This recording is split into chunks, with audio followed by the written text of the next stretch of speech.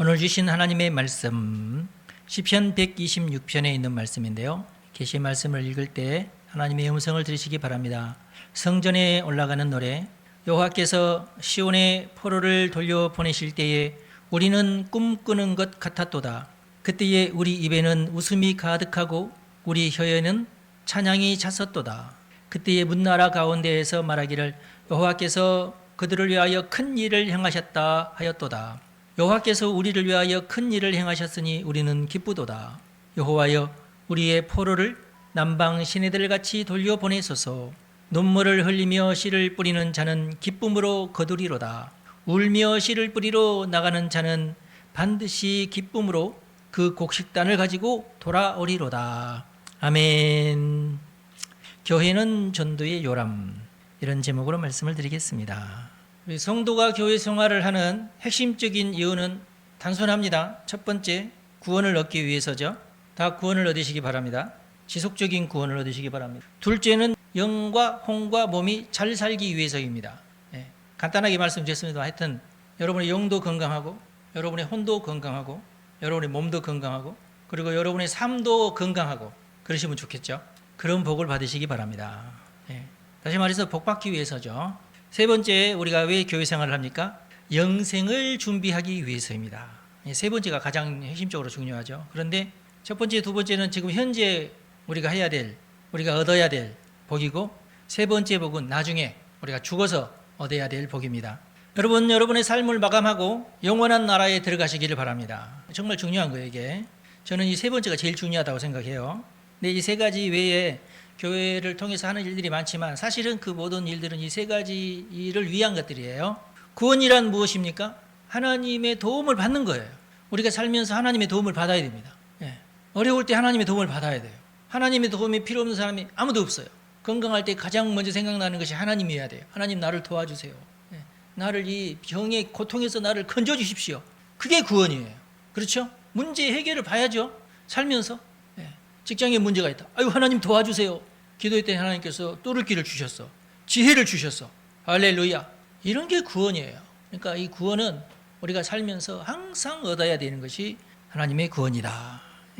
하나님의 도움을 받는 것, 살아가면서 필요한 모든 것, 모든 인생에게는요, 하나님의 도움이 절실하게 필요해요. 하나님의 도움이 필요 없는 인생은 없습니다. 모든 나라에, 모든 사람에게 항상 절실한 게 하나님의 구원이에요. 지금 온 세계가 다 그렇잖아요, 지금. 며칠 전에 상해에도 어마어마한 폭풍이 불어쳐가지고 영상이 올라왔는데 보니까 정말 기가 막히더만요. 그 모든 사람들에게 하나님의 도움이 필요합니다. 올해는 우리나라에 큰 태풍이 오진 않았어요. 아싸, 우리가 살아난 거야. 하여튼 하나님께서 우리를 도우셨습니다. 모든 여러분의 갈망이 다 채워지시기를 바랍니다.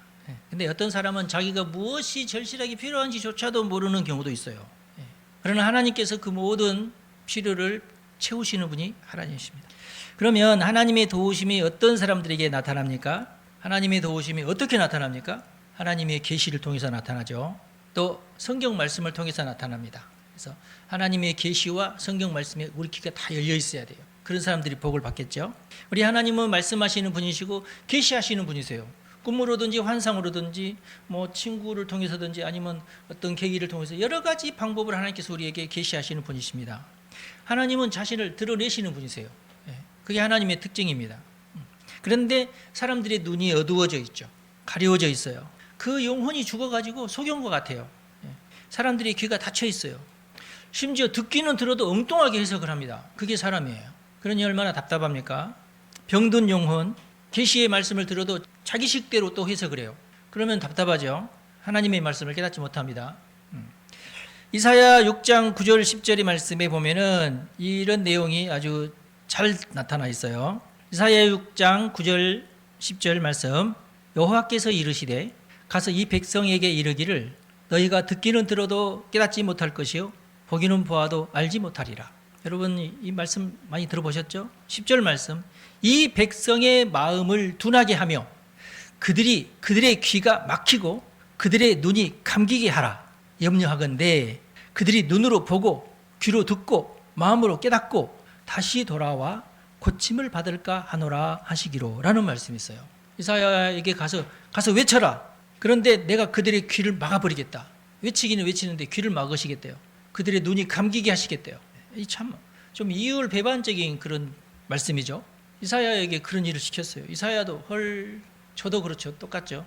열심히 설교를 준비하고 설교를 하는데 들어도 깨닫지를 못해. 야 이게 참 그러면 안 되겠죠. 이게 무슨 저주입니까?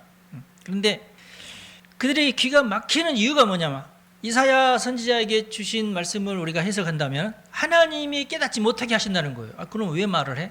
왜 계시를 하시냐고. 하나님이 깨닫지 못하게 하시려면서 그들을 구원받지 못하게 하시는 분이 하나님이세요. 왜 그러냐면은 이건 하나님의 원래의 어떤 그 마음은 아니고 하나님도 저들에게 구원을 베풀고 싶은데 저들이 구원을 받을 만한 상황이 안 돼. 아직 답답해. 그래서 하나님께서 하나님의 마음이 막 타들어가는 거예요. 아직은 구원을 받을 만한 상태가 안 된 거예요. 먹고 사는 문제가 그렇게 어렵지는 않습니다. 유사 이래를 보면은 먹고 사는 문제로 끙끙거렸던 적이 많지 않아요. 역사적으로도. 여러분의 삶에도 지금 먹고 사는 문제가 힘듭니까? 그러지 않을 거예요. 저도 가난한 세월을 보내긴 했지만 굶은 적은 거의 없어요. 거지처럼 어디 가서 밥 얻어먹거나 그런 적은 없어. 대부분 다 그러시죠. 6.25 때나 그랬을라나? 그렇죠. 6.25 때나. 하나님은요, 새도 먹이시는 분이십니다. 하나님은 심지어도 행악자에게도 기본 인권을 보장을 해주세요. 지금도 여전히 제한된 자유나마 허락을 해주시고 먹게 해주시고 자게 해주시고 살아 숨쉬게 해주십니다. 심지어 우리나라는 사형을 선고받았는데도 불구하고 죽을 때까지 사형 집행을 안 해. 그래서 사람들이 범죄가 점점점 흉악해지니까 이제 정치권에서 야 사형을 집행을 하자. 차라리 더 이상 두고 볼 수가 없다. 지금 그런 상황이잖아요. 그렇게 이 죄인들에게 하여튼 기본적인 인권은 주시는데 도저히 주고 싶지 않은 게 뭐냐면은 구원을 얻을 만한 겸손한 마음을 주고 싶지는 않으신 거예요. 악인에게 어떻게 그걸 줍니까? 죄를 지었는데 어떻게 구원을 얻을 수 있는 겸손한 마음을 어떻게 줍니까? 그러면 회개를 해버릴 텐데 그 정도는 아니라는 거예요. 그가 태어났으니 기본 생존권은 보장해 주지만은 여러분 그 죄를 범하게 되면 죄도 한두 번이지 자꾸 범하게 되면은요 그러면은 하나님이 주시고 싶은 사소한 기회를 놓칠 수밖에 없어요. 너무나 당연하죠. 불공평하잖아요. 벌을 줘야 되는데 더 심해지면 더 위험합니다. 회개하지 못하고 점점 더 악하게 그러면 생명까지 위태로워지죠. 수명 단축까지 생기게 되고 어찌어찌 구사일생으로 위기를 모면했다고 하더라도 삶이 불안하기는 마찬가지지 않습니까? 그리고 위기감을 느낀 사람들은 더 악랄해지기 쉬워요. 그러면은 그럴수록 그는 더 점점 기회를 잃게 됩니다. 여러분 정말 죽어야 될 사람들 있지 않나요? 세상에? 그렇습니다. 하나님도 그렇게 생각을 하세요. 그런데 이런 저주 가운데 있는 인류에게 파격적인 사건이 일어났는데 그것이 곧 인간의 몸으로 오신 예수님, 메시아의 탄생이죠. 예수님은 하나님 자신이시기도 하고 하나님과 동등하신 외아들, 그러니까 딱 한 분밖에 없는 아들, 이어서 외아들이에요. 모든 인류의 죄와 저주를 대신 지시고 십자가에서 죄와 저주의 대가를 지불하신 분이십니다. 할렐루야. 그래서 구원받지 못하는 자들에게도 들어도 깨닫지 못하는 자들에게도 그 저주를 끊어버릴 수 있는 강력한 어떤 효과가 나타나게끔 하셨어요. 그게 예수님의 십자가 사건입니다. 물론 이제 개인적으로는 여전히 다른 사람과 비교해서 비교적 더 고집스럽고 좀 더 고집센 사람 있잖아요. 좀 더 의심이 많은 사람 있잖아요. 도마보다도 조금 더 의심이 많은 사람. 그리고 자기 주장이 좀 심한 사람 있잖아요. 순종하지 않고. 그래서 그리고 교만이 남다른 사람도 있죠. 이런 조금 비교적 구원이 어려운 사람은 있어요. 지금도 이 세상에. 그렇지만은 이게 이제 단순하고 순전한 사람들에 비해서 조금 어렵다는 거지. 그 사람이 구원을 받을 수 없을 정도로 그 사람에게는 구원이 불가능할 정도는 아니라 그 말이에요. 그 사람도 결과적으로는 전도 받다가 지쳐가지고 그래 나도 한번 그러면은 교회 가볼까 하다가 구원 받을 수도 있어요. 과거 이사야 시대에는 절대로 구원 받을 수 없는 어떤 그 영역이 있었는데 예수님의 십자가는 그 영역을 없앴다. 어느 누구든지 구원을 받을 수 있도록 하나님께서 기회를 주신다. 할렐루야. 내일 사형을 당한 사형수라도 오늘 회개하면은 구원까지는 받을 수 있어요. 구원까지는 누구든지 믿는 자마다 구원을 받습니다. 할렐루야. 그래서 복음이에요. 그래서 예수님의 말씀에 의하면 그래도 구원받기 가장 어려운 사람들을 우리가 성경 말씀에 보면 이제 기록되어 있잖아요. 구원받기 가장 어려운 고통스러운 사람은 율법주의자들입니다. 여러 가지 율법주의가 세상에 있는데 그런 율법주의에 빠진 자들은 상당히 어려워요. 어렵긴 해도 불가능하진 않아요. 하여튼 그런데도 그런 사람들에게도 구원의 가능성은 열려 있다. 그래서 복음이다. 그래서 복음. 그래서 구원받은 사람들은 잘 살 수 있는 기회가 훨씬 많아집니다. 그래서 이제 두 번째, 교회 다니는 목적, 복 받기 위해서 교회 다니는 그 목적이 더 쉽게 이루어져요. 역사적으로 그것이 증명이 되죠. 많은 사람이 예수를 믿고 구원도 받을 뿐만 아니라 그 삶이 개선됩니다. 할렐루야. 하나님 나라의 시민이 되었으니까 하나님 나라의 시민권을 갖고 있는 그게 이제 구원이거든요. 예. 그러니까 하나님이 도와주십니다. 그리고 주변에 있는 성도들이 그 사람을 도와줘요. 예수 믿었다는 것 때문에 도와줘요. 구원 받아서 받는 복이에요. 그런 것들이. 성도들끼리 나누는 복. 여러분 며칠 전에 보니까 미국의 시민권을 얻는 게 그렇게 힘들더만요. 영주권을 얻는 것도 그렇게 힘들대요. 저는 몰랐는데 그까짓 거 했는데 얻기도 힘들지만 일단 시민권이라도 얻게 되면 혜택이 어마어마하더만요. 예를 들어서 영주권이라도 있으면 한국에서 미국으로 유학할 때 미국으로 유학을 가면은 무조건 영주권이 나오는 것도 아니잖아요. 근데 하여튼 시민권은 아직 얻지 않았지만 영주권이라도 있으면은 대학 가기가 쉽대요. 여기서 유학을 가면은 예를 들어서 5천만 원이 필요한데 거기서 대학을 가면은 1,000만 원만 필요하대요. 그 정도래요. 영주권이 있는 사람한테는. 심지어 시민권이 있는 사람이 적국에 갔다 그러면은요, 그 사람이 어떤 위기에 봉착했다 그러면은 미국 군인이 거기에 가요. 이번에도 아프가니스탄 뭐 사태가 났을 때 군인이 막 가서 그 사람을 구해 오잖아요.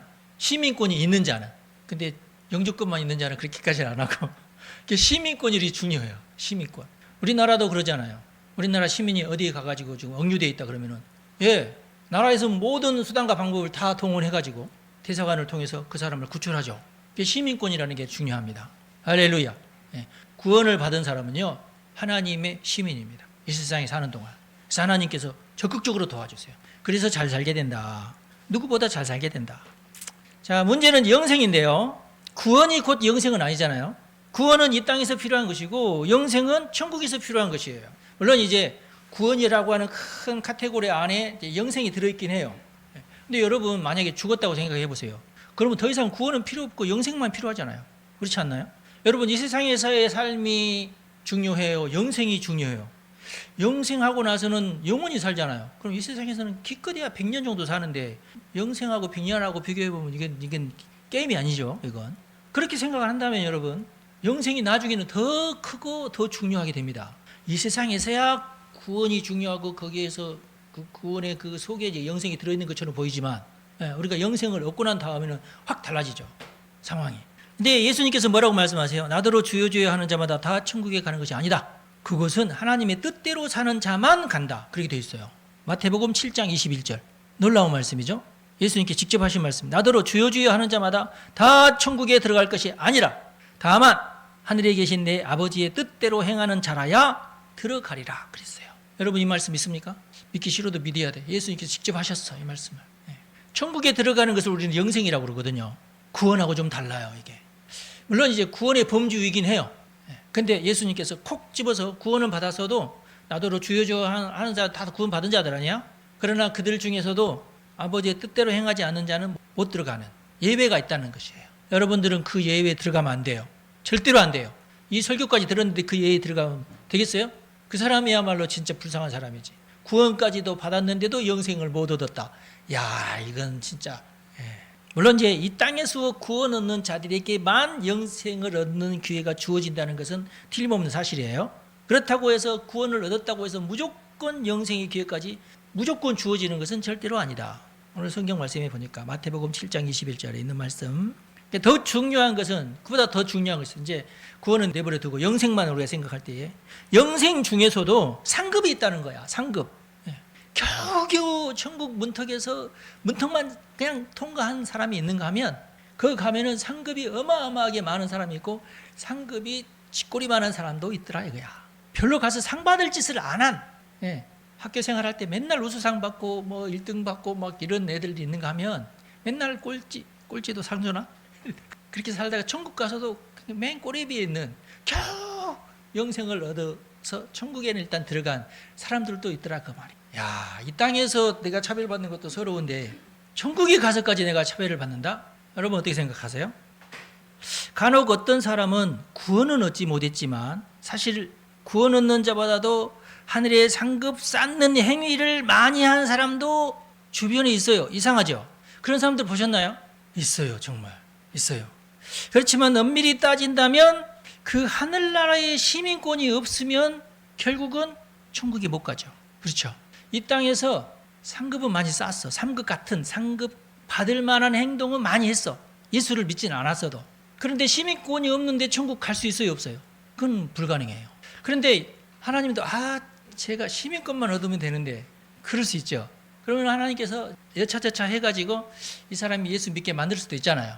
그래서 죽기 딱 몇 분 전에 예수를 믿었어. 예수를 믿고 세리까지 받았으니까 그러면 시민권은 있는 거 아니에요. 그렇죠? 그러면 이 사람은 천국 가요 안 가요? 가요. 일단 죽기 전에 믿었잖아. 근데 이 사람에게 없는 게 뭐예요? 교회를 통한 복은 없는 거야. 이 세상에 살면서 힘겹게 살았어. 힘겹게 살아서 하여튼 좋은 일을 많이 했어. 그렇지만 이 세상에서의 어떤 신령한 복은 못 받고 일단 죽게는 돼요. 그런데 하여튼 구사일생으로 하늘나라의 영주권은 얻었어. 그러면은 그 사람에게는 상급은 있는 겁니다. 가장 복받는 삶은 태어날 때부터 하나님의 자녀로 태어나가지고 구원받는 삶을 사는 사람이에요. 우리나라에 그런 사람들 많습니다. 복음이 처음에 전파됐을 때는 정말 백정의 자식으로 태어나가지고 겨우겨우 일제시대 때 살면서 그래도 가서 기도하고 예수를 믿고 구원받고 조금씩 복을 받다가 그 자식들은 어떻게 해가지고 성교사를 통해서 미국 가서 유학 가가지고 돌아와가지고 한 3대쯤 되어서 그 자식들은 복을 받는 사람이 얼마나 많아 우리나라에. 그렇게 살다가 정말 이제 부자가 되고 그렇게 살고 이런 사람들이 서울에 또 얼마나 많아. 그리고 나서 또 이 세상에서 상급도 많이 상급받을 그런 선행도 많이 해가지고 천국 가면 그 사람들은 정말 복 받죠. 그렇다면 구원은 얻었지만은 영생을 얻지 못한 사람들은 누구일까요? 복음을 믿고 구원을 받았어요. 아멘 아멘 잘하고 주여 주여도 잘하고 그런데 빛과 소금처럼 살지는 못하고 세상 사람들에게조차도 그 선행을 인정받지 못하는 사람들이 간혹 있어요. 우리가 그런 사람들이 되면 안 돼요. 근데 성경에 보면은 그런 사람들이 많았어요. 구약 성경에 보면 특별히 이스라엘 민족이 포로로 끌려가기 전에 그렇게 살았어요. 성전에 가서 아멘 아멘 할렐루야 제사도 많이 드리고 하나님이 정말 저놈들이 드리는 제사는 내가 받고 싶지 않다고 할 정도로 제사를 많이 드리고 가서는 세속적으로 살고 우상에게 가서 또 우상 숭배도 하고 그렇게 살았어요. 이스라엘 민족이 살았고 유다 민족이 그렇게 살았어요. 오죽했으면 하나님께서 택한 백성 이스라엘과 유다를 완전히 회파를 시켜서 바벨론으로 포로로 끌려가게 했겠어요. 어마어마하게 많은 선지자들이 성경에 보면은 끊임없이 외쳐댔어요. 너희들 이러다 망한다. 너희들 이러다 망한다. 오늘이라도 회개하고 돌아서라. 그런데 절대 안 돌아서 포로로 끌려가기 전에 이스라엘 사람처럼 오늘날에 우리 한국의 우리 기독교인들이 그렇게 살고 있는 사람들이 많지는 않는데 있는 것 같더라니까. 이런 사람들 영생 얻겠어요? 안 얻겠어요? 성경이 잘 나와 있잖아요. 끌려간다고. 끌려가요. 하나님께서 하는 수 없이 이스라엘 민족에게 재앙을 내려서 나라가 폭삭 망하게 만드셨어요. 성전도 다 무너지게 만드셨어요. 그런 하나님이십니다. 그리고 남겨진 일부분을 포로로 끌려가게 하셨어요. 그리고 다른 나라를 섬기는 그런 저주를 당하게 하셨습니다. 그래도 우리 하나님은요, 그들을 불쌍히 여기셔서 환난 가운데 믿음을 지키는 자들에게 복을 주셨어요. 그리고 고르셨어. 채반에 거르듯이 고르셨어. 연애의 말씀을 듣고 그 말씀대로 순종하는 자들을 골라내셨어요. 율법을 준행하는 자들을 골라내셨어요. 위기의 순간에도 하나님을 저버리지 않는 자들, 사자 굴 속에 들어가서도 하나님께 기도하는 자들, 그런 자들을 골라내셨어요. 그리고 금식하고 죽을 위기 앞에서 막 금식하는 자들, 하나님의 도우심을 갈망하는 자, 하나님의 구원을 갈망하는 자들, 겸손히 하나님과 함께 동행하는 자들, 이런 자들을 골라내셨어요. 그리고 그런 자들을 골라내셔서 다시금 시온산으로 보내셔서 나라를 회복하게 하셨습니다. 그게 구약성경이 그대로 나와 있어요. 그게 이스라엘의 역사예요. 그리고 다시금 시온산에 돌아와서 성전을 회복하게 하셨어요. 성전을 다시 짓고 그들이 바로 하나님께서 바라시는 거룩한 민족, 하나님의 백성으로 회복된 자들이에요. 오늘 본문 말씀이 바로 그런 자들이 하나님의 도성 예루살렘에서 성전에 올라가면서 부르는 노래예요. 이게 시편 오늘 우리가 읽은 말씀입니다. 다시 한번 볼까요? 시편 126편에 보면은 그 앞에 뭐라고 되어 있어요? 성전에 올라가는 노래라고 되어 있죠. 여호와께서 시온의 포로를 돌려보내실 때에 우리는 꿈꾸는 것 같았도다. 그때에 우리 입에는 웃음이 가득하고 우리 혀에는 찬양이 찼었도다. 그때의 문나라 가운데에서 말하기를 여호와께서 그들을 위하여 큰 일을 행하셨다 하였도다. 여호와께서 우리를 위하여 큰 일을 행하셨으니 우리는 기쁘도다. 여호와여 우리의 포로를 남방 시내들 같이 돌려보내소서. 남방 시내들이라고 하는 것은 이제 때가 되면 어김없이 흘러 넘치는 강물을 말하는데요. 이스라엘은 1년에 2번씩 비가 오지 않습니까? 비가 오는 계절이 딱 2번이에요. 그때의 강물이 그때는 넘쳐 흐릅니다. 근데 이제 그 강물이 그랬던 것처럼 우리도 예전처럼 평상시에는 말라 있거든요. 거의 쫄쫄쫄 흐르는 개울가인데 비가 오면은 우기가 되면은 강물이 흘러 넘칩니다. 우리도 이렇게 쫄쫄쫄 마르던 그런 포로 생활에서 이제 돌아왔으니까 우리도 이제 풍요로운 삶을 회복시켜 주시라는 그런 노래예요. 회복시켜 주실 거라는 믿음의 노래죠. 그 다음에 자신들의 과거를 돌아보면서 이렇게 기도하듯이 노래하고 있습니다.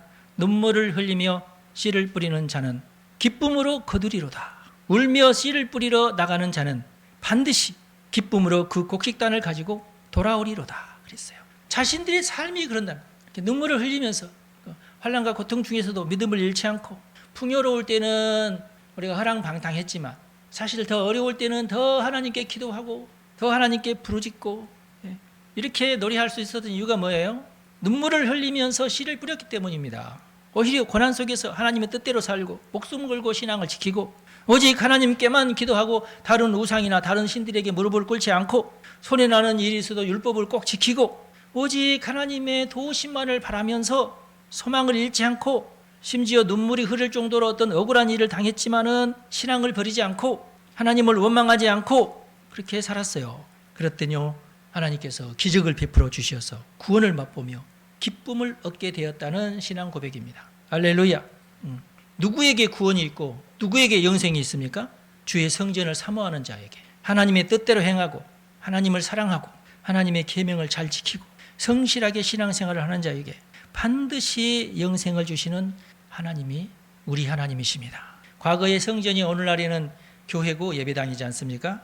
여러분 어떤 태도로 우리가 교회 생활을 하는 것이 가장 지혜로울 것인가 잘 깨달아야 됩니다. 하나님을 믿고 그 말씀에 순종하고 예수님을 통해서 구원을 받고 성령의 감동으로 살고 그것이 지금 이 시대를 사는 우리 성도들이 가장 지혜로운 삶의 모습이에요. 여러분 모두 이렇게 지혜로운 삶을 사시기를 간절히 바랍니다. 기도하겠습니다. 하나님 우리 성도들을 축복합니다. 오늘 말씀대로 우리는 하나님의 말씀을 듣고 믿고 순종하며 살기로 다짐합니다. 결단하는 자들에게 약속한 구원을 항상 허락해 주시고 오직 하나님께 받은 복으로 이 세상에서 행복하게 살게 하옵소서. 그러나 우리에게는 더 강력한 소망이 있습니다. 우리는 영생도 갈망합니다. 믿음의 선조들을 본받아 우리도 환난 가운데 믿음을 지키고 예언의 말씀에 순종하고 하나님이 주신 성경 말씀에 순종하고 위기의 순간에도 하나님을 저버리지 않고 간절한 마음으로 주의 성전을 찾으며 겸손한 마음으로 주께 예배하며 영생을 위해서 하늘의 상급을 쌓는 지혜로운 성도 다 되게 하옵소서. 우리 주 예수님의 이름으로 기도합니다. 아멘. 여러분 축복합니다.